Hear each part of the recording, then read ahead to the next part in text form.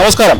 കേരളം തെരഞ്ഞെടുപ്പ് ചൂടിലാണ്. നമ്മളിപ്പോൾ ഉള്ളത് ചെങ്ങന്നൂർ മണ്ഡലത്തിലാണ്. ചെങ്ങന്നൂർ മണ്ഡലത്തിൽ ശക്തമായ പോരാട്ടം നടക്കുന്ന ഒരു മണ്ഡലമാണ്. നമ്മോടൊപ്പം BJP സ്ഥാനാർത്ഥി NDA സ്ഥാനാർത്ഥി ശ്രീ MV ഗോപകുമാർ ചേരുകയാണ്. ശ്രീ MV ഗോപകുമാർ, നമുക്കറിയാം 2011 ഇവിടെ രാധാകൃഷ്ണ മേനോൻ മത്സരിക്കാൻ നിൽക്കുമ്പോൾ 6000 വോട്ടായിരുന്നു ഉണ്ടായിരുന്നു. അവിടെ നിന്നും അടുത്ത തെരഞ്ഞെടുപ്പിലേക്ക് BJP 42,000-ഓളമായി വോട്ട് ഉയർത്തി. പക്ഷെ പിന്നീട് ആ ഒരു വർധനം, ആ ഒരു കുതിച്ചുചാട്ടം കണ്ടില്ല. ഇത്തവണ BJPയുടെ ആത്മവിശ്വാസത്തിന്റെ അടിസ്ഥാനം എന്താണ്? ആ കാലഘട്ടമൊക്കെ പോയി. ഇപ്പൊ ചെങ്ങന്നൂരെ സംബന്ധിച്ച് മാത്രമല്ല, കേരളത്തിലെ പൊതു രാഷ്ട്രീയം തന്നെ NDAക്ക് അനുകൂലമായി. കാരണം ഈ രണ്ട് മുന്നണികൾ ജനങ്ങളോട് കാണിക്കുന്ന വഞ്ചന അത് ജനങ്ങൾ ബോധ്യപ്പെട്ടിട്ടുണ്ട്. തീർച്ചയായിട്ടും അവർ NDAക്ക് അനുകൂലമായിട്ട് ചിന്തിക്കും. പ്രത്യേകിച്ച് ചെങ്ങന്നൂരെ സംബന്ധിച്ച് ചെങ്ങന്നൂർ ഘട്ടം ഘട്ടമായിട്ട് ചില കാലഘട്ടങ്ങളിൽ വോട്ട് കൂടിയ സമയം പ്രത്യേക ഒരു രാഷ്ട്രീയ സാഹചര്യം കൊണ്ടാണ്. ബാക്കി എല്ലാ സമയത്തും ഈ പറയുന്ന 6000-ൽ നിന്നും 36,000-ഉം 42,000-ഉം ഒക്കെ ആയത് പടിപടിയായിട്ടുള്ള വർധനമാണ്. നമ്മുടെ പഞ്ചായത്ത് മെമ്പർമാരുടെ എണ്ണം നോക്കിയാൽ അന്ന് 2 മെമ്പർമാരുള്ളത് ഇന്ന് 56 അപ്പൊ ഏറ്റവും വലിയ, ഒറ്റയ്ക്ക് നോക്കുവാണെങ്കിൽ ഏറ്റവും വലിയ രാഷ്ട്രീയ പ്രസ്ഥാനമായിട്ട് BJP ചെങ്ങന്നൂരിൽ വളർന്നു കഴിഞ്ഞു. അപ്പൊ NDAയുടെ ഒരു പിൻബലം കൂടി ആകുമ്പോൾ എല്ലാം മുന്നണി എന്ന നിലയ്ക്ക് ഞങ്ങൾക്ക് ഈ തെരഞ്ഞെടുപ്പിൽ ഇവിടെ ജയിക്കാൻ കഴിയും. അത് ഏതാണ്ട് ഉറപ്പിച്ച മട്ടാണ്. കാരണം ജനങ്ങൾ കഴിഞ്ഞ തവണയൊക്കെ അവർ തെരഞ്ഞെടുക്കുമ്പോൾ ഒരുപാട് രാഷ്ട്രീയ ധ്രുവീകരണങ്ങൾ ഇവിടെ സംഭവിച്ചിട്ടുണ്ട്. അത് രാഷ്ട്രീയത്തിന്റെ അടിസ്ഥാനത്തിലല്ല. അതുകൊണ്ട് തന്നെ രാഷ്ട്രീയത്തിന് അതീതമായുള്ള ചില ചിന്തകൾ ചെങ്ങന്നൂരിലെ ജനങ്ങളുടെ ഇടയ്ക്കുണ്ട്. പ്രത്യേകിച്ച് ന്യൂനപക്ഷ സമൂഹം BJPയെ NDAയെ അവരുടെ നെഞ്ചോട് ചേർക്കാൻ തയ്യാറെടുക്കുന്ന ഒരു തെരഞ്ഞെടുപ്പ് കൂടിയാണ്. കാരണം കഴിഞ്ഞ കാലങ്ങളിലൊക്കെ BJPയെ പറ്റി മോശമായിട്ട് പറഞ്ഞ് ന്യൂനപക്ഷ സമൂഹത്തെ ഭയപ്പെടുത്തി നിർത്തുന്ന ഒരു സംവിധാനം CPM-നും കോൺഗ്രസും ഉണ്ടായിരുന്നു. ഇന്നിപ്പോ ന്യൂനപക്ഷത്തിലൂടെ എന്ന് BJPയെ പറ്റിയും നരേന്ദ്രമോദിയെ പറ്റിയും അവർ പറഞ്ഞാൽ അവരെ ആട്ടി ഓടിക്കുന്ന സാഹചര്യത്തിലേക്ക് എത്തി. അപ്പൊ അതുകൊണ്ട് ഞങ്ങൾ തികഞ്ഞ ശുഭാപ്തി വിശ്വാസത്തിലാണ്. കാരണം 42,000 വോട്ടിന്റെ അടിത്തറ ഇപ്പോഴും ഞങ്ങൾക്ക് ഭദ്രമായി ഈ പഞ്ചായത്ത് തെരഞ്ഞെടുപ്പിൽ ഞങ്ങൾക്ക് കിട്ടിക്കഴിഞ്ഞു. അതുകൊണ്ട് നിയമസഭാ തെരഞ്ഞെടുപ്പിൽ ഒരു വിജയം അതിൽ കുറച്ച് ഒന്നിനെ പറ്റിയും ഞങ്ങൾ ചിന്തിക്കുന്നില്ല. മന്ത്രി സജി ചെറിയാന്റെ മണ്ഡലമാണ്. ഭരണവിരുദ്ധ വികാരം, അതിനെക്കുറിച്ച് എന്താണ് BJP വിലയിരുത്തുന്നത്? തീർച്ചയായിട്ടും അദ്ദേഹം ഇപ്പൊ തന്ത്രിയെ അവസാനമായിട്ട് അറസ്റ്റ് ചെയ്ത ഉൾപ്പെടെയുള്ള വിഷയത്തിൽ വിശ്വാസ സമൂഹത്തോട് ചെയ്യുന്ന വഞ്ചന ഇപ്പൊ കോടതി പോലും പറഞ്ഞല്ലോ. അപ്പൊ ആ വിശ്വാസ സമൂഹത്തോട് ചെയ്യുന്ന വഞ്ചന ചെറിയ കാര്യമല്ല. ഞങ്ങള് ഇവിടുത്തെ പാവങ്ങളായിട്ടുള്ള വിശ്വാസികൾ, അയ്യപ്പന്റെ വിശ്വാസ സമൂഹം സമരം ചെയ്തപ്പോൾ അതിനെ അപമാനിക്കുകയും, അതുപോലെ ശബരിമല ഇപ്പോൾ സ്വർണ്ണക്കൊള്ള, അതൊന്നും ഇവർക്ക് നിലപാടില്ല, ഈ വിശ്വാസികളോടൊപ്പം അല്ല എന്ന് അവർ പരസ്യമായി പറഞ്ഞു കഴിഞ്ഞു. അങ്ങനെ ഒരാളുകൾ മത്സരിക്കുമ്പോൾ തീർച്ചയായിട്ടും ജനങ്ങൾ അത് ചിന്തിക്കത്തില്ലേ? കാരണം ശബരിമലയോട് ഇതാണ് നിലപാട്, അവിടുത്തെ സ്വർണം മോഷ്ടിക്കുന്നു, അവിടെ അയ്യപ്പ സംഗമം നടത്തി അതിനകത്തുനിന്ന് കള്ളക്കണക്ക് എഴുതിയിരുന്നു. അങ്ങനെ ക്ഷേത്രങ്ങൾ മുഴുവൻ, അവിടെ ശബരിമല മാത്രമല്ല ഒരുപാട് ക്ഷേത്രങ്ങൾ, ഹിന്ദു ആരാധനാലയങ്ങളിൽ ഈ തരത്തിലുള്ള അഴിമതി ഇവിടെ നടക്കുന്നു. ദേവസ്വം ബോർഡിലായാലും ശരി, എല്ലാം തരത്തിലുള്ള അഴിമതി നടക്കുന്നു. ഇതിനൊന്നും ചോദ്യം ചെയ്യാൻ ഇടതുപക്ഷ ഗവൺമെന്റോ സജി ചെറിയാൻ അടക്കമുള്ള മന്ത്രിമാരോ ഒന്നും തയ്യാറായിട്ടില്ല. അപ്പൊ ഈ സാഹചര്യം ഇവിടുത്തെ ഹിന്ദു വിശ്വാസികളെ സംബന്ധിച്ച്, അയ്യപ്പ വിശ്വാസികളെ സംബന്ധിച്ചും വിശ്വാസ സമൂഹം, അത് ഹിന്ദു ക്രിസ്ത്യൻ വ്യത്യാസമില്ല. കാരണം ക്രിസ്ത്യൻ വിശ്വാസികളെ സംബന്ധിച്ചും അവരുടെ ആ വിശ്വാസത്തിനൊപ്പം അല്ല ഈ ഗവൺമെന്റ് നിൽക്കുന്നത്. ഇലക്ഷൻ എടുക്കുമ്പോൾ അവർ വലിയ തന്ത്രങ്ങളൊക്കെ പറയുമെന്നല്ലാതെ അല്ലാത്ത സമയത്ത് അവർ പൂർണ്ണമായും വിശ്വാസ സമൂഹത്തിനെതിരാണ്. അതുകൊണ്ട് ഇവിടുത്തെ വിശ്വാസ സമൂഹം ഒന്നടങ്കം ഈ ഗവൺമെന്റിനെതിരായിട്ട് പ്രതികരിക്കും. കോൺഗ്രസും ജനങ്ങളെ കബളിപ്പിക്കുകയാണ്. കാരണം ശബരിമല സമരം വളരെ സമാധാനപരമായി നടന്ന സമരത്തിൽ നിരവധി കേസുകളാണ് ഇന്നും എന്നെ സംബന്ധിച്ചിടത്തോളം നിരവധി കേസുകൾ ഇന്ന് കോടതിയിൽ നടന്നുകൊണ്ടിരിക്കുക. ഇവര് പിൻവലിക്കുന്നൊക്കെ പറഞ്ഞ ഒരു കേസും പിൻവലിക്കും. ഒരു കോൺഗ്രസുകാരനും ഒരു കേസിനും പ്രതിയായിട്ടില്ല. ഞങ്ങൾ ആരും ഒന്നും പൊതുമുതൽ നശിപ്പിച്ചിട്ടോ അല്ലെങ്കിൽ എന്തെങ്കിലും തെറ്റ് ചെയ്തിട്ടോ അല്ല പ്രതികളായിട്ടുള്ളത്. സമാധാനപരമായി പ്രതിഷേധിച്ചതിന്റെ പേരിൽ, നാമജപം നടത്തി പ്രതിഷേധിച്ചതിന്റെ പേരിലാണ് ഈ കള്ളക്കേസുകൾ മുഴുവൻ എടുത്തിട്ടുള്ളത്. അതുപോലെ റെയില്, നമുക്കറിയാം സിൽവർ ലൈനുമായിട്ട് ബന്ധപ്പെട്ടുള്ള സമരം, ആ സമരത്തിലും ഞങ്ങൾ പ്രതിഷേധം നടത്തി. അതുകൊണ്ട് ആ റെയിൽ ഒരുപാട് ആളുകളുടെ ഭൂമി സംരക്ഷിക്കപ്പെട്ടു. ഒരു വലിയ ഒരു അഴിമതി ഞങ്ങൾക്ക് തടയാൻ കഴിഞ്ഞു. പക്ഷെ അതിന്റെ പേരിൽ കള്ളക്കേസുകൾ നിരവധിയാണ് ഞങ്ങളുടെ പേരിൽ ചുമത്തിയിട്ടുള്ളത്. അപ്പൊ ഇത് പ്രതിഫലിക്കും, ഒരു സംശയമില്ല. ഇതെല്ലാം ജനങ്ങളുടെ മനസ്സിലുണ്ട്.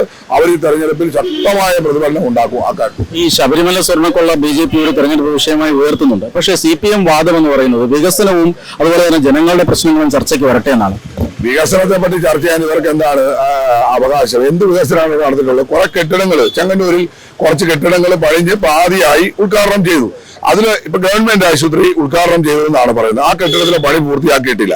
അവിടെ ഒരു സംവിധാനവും ഇല്ല. അവിടെ രോഗികളെ അഡ്മിറ്റ് ചെയ്യാൻ പറ്റത്തില്ല. ഇപ്പൊ അവിടെ പ്രവർത്തിക്കുന്ന ഒരു കെട്ടിടം അത് കേന്ദ്ര ഗവൺമെന്റ് പണിച്ചു കൊടുത്തതാണ്. NHM ഫണ്ടിൽ നിന്ന് മാതൃശിശു കേന്ദ്രം എന്ന് പറഞ്ഞ് അവിടെ പ്രവർത്തിച്ചുകൊണ്ടിരിക്കുന്നത് NHM ഫണ്ടിൽ കൊടുത്ത. ഇവിടുത്തെ ആശുപത്രികൾ മുഴുവൻ, പ്രാഥമിക ആരോഗ്യ കേന്ദ്രങ്ങൾ മുഴുവൻ പ്രവർത്തിക്കുന്ന കെട്ടിടം ഇന്ന് കേന്ദ്ര ഗവൺമെന്റിന്റെ NHM ഫണ്ടിൽ നിന്ന് പണം കൊടുത്ത പണം കൊണ്ട് മാത്രം നിർമ്മിച്ച കെട്ടിടങ്ങളാണ്. ഒരു ആശുപത്രിയിലും കിടത്തി ചികിത്സ ഉള്ള ഒരു ആശുപത്രിയിലും കിടത്തി ചികിത്സ നടത്തുന്നില്ല. സ്റ്റേഡിയം ഉദ്ഘാടനം ചെയ്തു എന്ന് പറയുന്നു. അവിടെ പോയി നോക്കിയാൽ അറിയാം. അവിടുത്തെ 2 ചിത്രം എടുത്താൽ അറിയാം. കമ്പിയും തൂണും മാത്രം മേലോട്ട് കാണും. അടുത്ത് ഒരു 2-3 മുറി പണിഞ്ഞിട്ട് അത് ഉദ്ഘാടനം ചെയ്തു എന്ന് പറഞ്ഞാൽ എന്താണ്? കായിക പ്രേമികളെ സംബന്ധിച്ച് അത് കബളിപ്പിക്കലാണ്. അപ്പൊ ഇങ്ങനെ പലതും ഇപ്പൊ വേറെ പൂമലച്ചാല് അങ്ങനെയൊക്കെ ഉദ്ഘാടനം ചെയ്തു എന്ന് പറയുന്നത് തുറന്നു കൊടുക്കപ്പെട്ടിട്ടില്ല. ഒന്നും ശ്മശാനം പണിഞ്ഞു, ഉപയോഗിക്കാൻ കഴിയുന്നില്ല, ഉപയോഗിക്കാൻ പറ്റുന്ന അവസ്ഥയിലല്ല. അപ്പൊ തെരഞ്ഞെടുപ്പ് അടുക്കുമ്പോൾ കുറച്ച് ഉദ്ഘാടനം നടത്താൻ വേണ്ടി തട്ടിക്കൂട്ടി ഉദ്ഘാടനം ചെയ്യാം. റോഡുകൾ, ആ റോഡുകളെല്ലാം സെൻട്രൽ റോഡ് ഫണ്ടാണ്.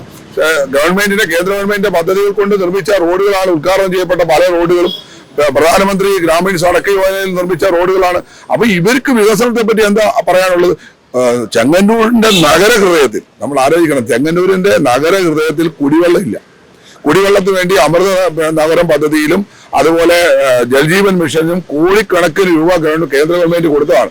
അതിൽ 3000 കോടിയാണ് ഇപ്പം വാട്ടർ അതോറിറ്റി കോൺട്രാക്ടർമാർക്ക് കൊടുത്തു തീർക്കാനുള്ളത്. അപ്പൊ അത് കാരണം ആ പണി മുന്നോട്ട് പോകുന്നില്ല. അപ്പൊ പാണ്ഡവന്മാർ അടക്കമുള്ള പ്രദേശത്ത് കുടിവെള്ളമില്ല.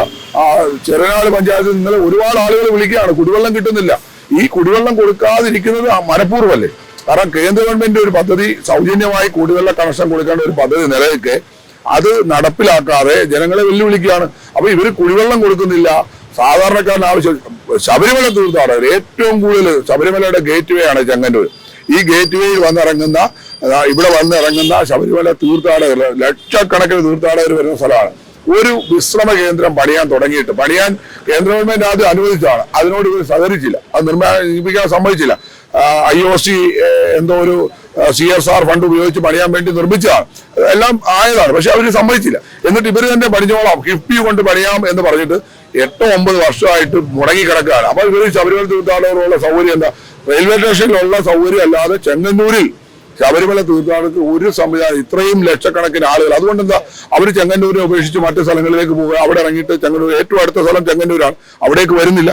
അപ്പൊ ഇവര് വികസനം എന്ന് പറയുന്നത് ഇവര് കുറച്ച് കെട്ടിടങ്ങൾ പണിയാൻ ശ്രമിക്കുകയാണ്, അതിൽ അഴിമതി നടത്താൻ ശ്രമിക്കുകയാണ്. ഇപ്പൊ നമ്മുടെ വരട്ടാറ് പുനരുജ്ജീവനം വലിയ വാർത്ത, വരട്ടയാർ എന്ന് പറഞ്ഞാണ് അത് ആരംഭിച്ചത്. വരട്ടയാർ എന്നൊക്കെ പറയുമ്പോൾ നമ്മൾ വിചാരിച്ചു 6 വരുമായിരിക്കും. വരട്ടെ മണൽ എന്നാണ് അവർ ചിന്തിച്ചത്. കാരണം അതാണ് ഇപ്പൊ കണ്ടത്.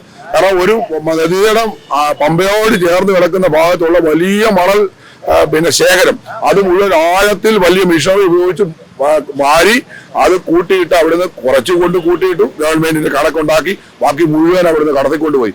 വരട്ടാർ എന്ന് പറയുന്ന ആ ആറ് പൂർണ്ണ അവിടുത്തെ ചെളി നീക്കാനോ ഒന്നും തയ്യാറായിട്ടില്ല. പ്രളയത്തിലുണ്ടായിട്ടുള്ള ചെളി നീക്കിയിട്ടില്ല, അതിൽ കൂടെ ഒഴുക്കുണ്ടാകുന്നില്ല, വെള്ളം ഒഴുകണമല്ലോ.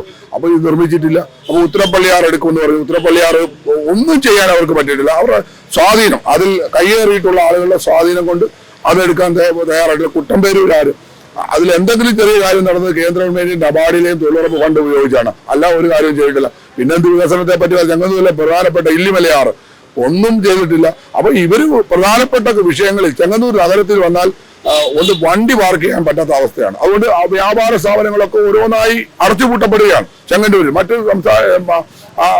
അടുത്തുള്ള നഗരങ്ങളിലേക്ക് അതെല്ലാം പോവുകയാണ്. കാരണം ഇവിടെ അതിനുള്ള ഒരു സംവിധാനം ഇല്ല. ബൈപ്പാസ് നിർമ്മിക്കുമെന്ന് പറഞ്ഞു.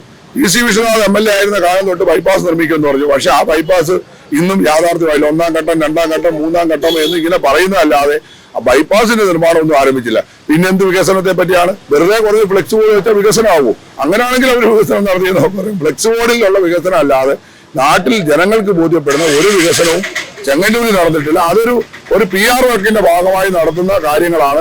ഒരു മന്ത്രി എന്ന നിലയ്ക്കോ ഒരു MLA എന്ന നിലയ്ക്കോ ഒരു തരത്തിലുള്ള വികസനത്തിനും അവർക്ക് നേതൃത്വം കൊടുക്കാൻ കഴിഞ്ഞിട്ടില്ല എന്നുള്ളതാണ് യാഥാർത്ഥ്യം. ഈ ചെങ്ങന്നൂർ മണ്ഡലം കേരളം ഉറ്റുനോക്കുന്ന ഒരു പോരാട്ടം നടക്കുന്ന മണ്ഡലമാണ്.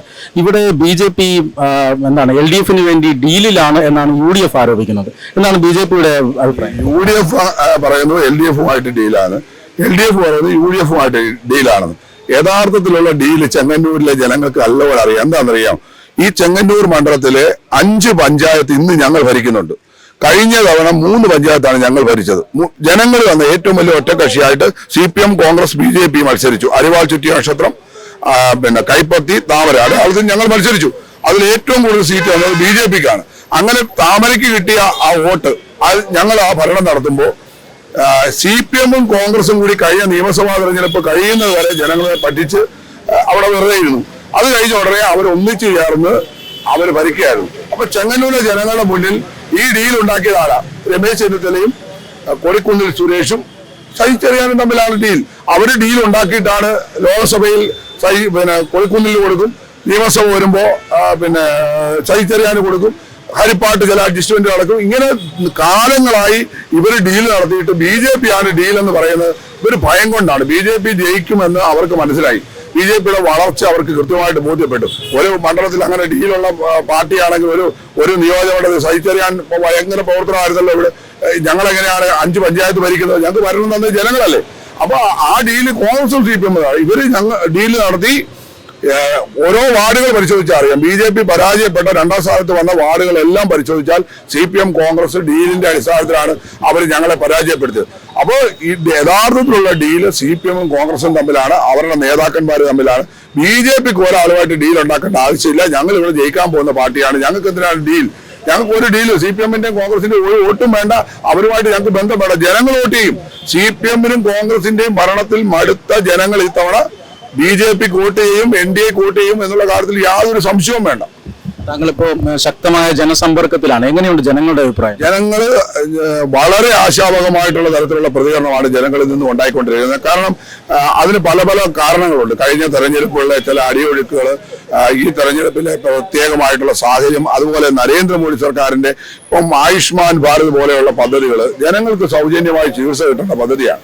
അത് 70 വയസ്സ് കഴിഞ്ഞവർക്ക് അവരുടെ വരുമാനം നോക്കാതെ കിട്ടേണ്ട ഒരു പദ്ധതിയാണ്. ആ പദ്ധതി പോലും എന്ന് പറയാൻ ഒരുപാട് പദ്ധതികളുണ്ട്, അതുപോലും കേരളത്തിൽ നടപ്പിലാക്കാൻ തയ്യാറാത്ത ഗവൺമെന്റ്, അതിനെതിരായിട്ടുള്ള വികാരം. അപ്പൊ കേന്ദ്രത്തിന് നരേന്ദ്രമോദി സർക്കാരിന് അനുകൂലമായിട്ട് ചിന്തിക്കുന്ന ഒരു ഗവൺമെന്റ് ഇവിടെ വരണം എന്ന് ജനങ്ങൾ ആഗ്രഹിക്കുന്നുണ്ട്. അതുകൊണ്ട് കേരള രാഷ്ട്രീയ ചരിത്രത്തിൽ വളരെ വലിയ മാറ്റം ഉണ്ടാക്കാൻ പോകുന്ന ഒരു തെരഞ്ഞെടുപ്പാണ്. ജനങ്ങൾ വലിയ ആവേശത്തിലാണ്.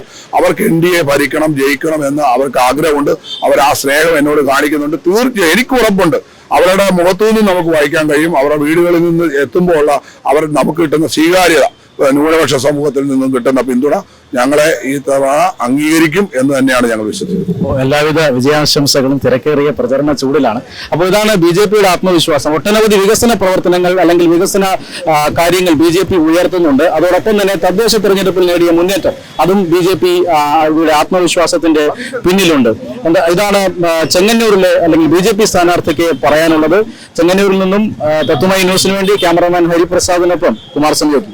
HIV അണുബാധ സന്തോഷപൂർണമായ ഒരു ജീവിതത്തിന് തടസ്സമല്ല. HIV അണുബാധയ്ക്ക് ഫലപ്രദമായ ചികിത്സ ഇന്ന് ലഭ്യമാണ്. ഇതിന് യഥാസമയം അണുബാധ കണ്ടെത്തുന്നതും കാലേക്കൂട്ടി ചികിത്സ നടത്തേണ്ടതും അത്യാവശ്യമാണ്.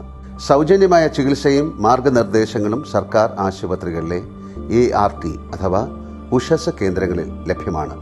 ആരോഗ്യ സംരക്ഷണം ഓരോരുത്തരുടെയും ഉത്തരവാദിത്തമാണ്.